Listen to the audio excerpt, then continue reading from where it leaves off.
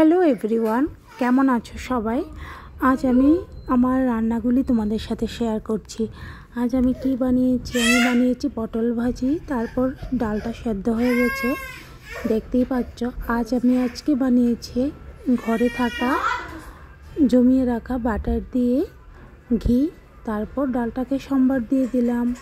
তারপর মাছের ঝোল করব, তার জন্য মাছটা বেজে নিলাম। মাছটা ভাজা হয়ে গেছে আমার। ভাজাটা হয়ে গেলে আমি পেঁয়াজ দিয়ে ঝোল করব, তো সেই জন্য আমি পেঁয়াজটা সম্বাসে দিয়ে দেব।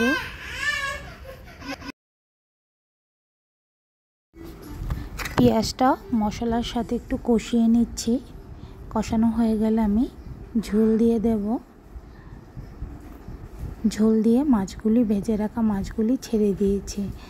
ছেড়ে কিছুক্ষণ সময় আমি স্টিমটা বাড়িয়ে দেব, তারপর একটু সেদ্ধ হওয়ার জন্য দিয়ে দেব।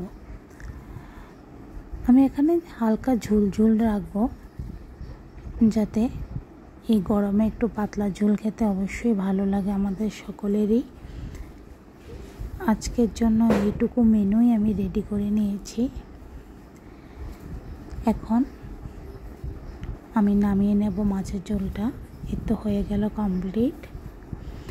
তারপর আমি রাইস নিয়ে নিয়েছি একটা প্লেটের মধ্যে। পটল ভাজি যা যা উপকরণ রান্না করেছি তা দিয়ে আমার প্লেটটা আমি সুন্দর করে সাজিয়ে নিয়েছি। সাজানো প্লেট খেতে কার না ভালো লাগে? আমার তো অবশ্যই ভালো লাগে। হ্যাঁ, অবশ্যই পাশে ছিল টক দই।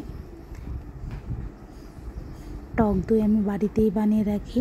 একটা লেবুর চিড় নিয়ে নিয়েছি। লেবু খেতে ভীষণ ভালো লাগে। আজকের গরম ভাতে আজকের বানানো ঘি দিয়ে অবশ্যই জমিয়ে খাওয়া দাওয়া হবে।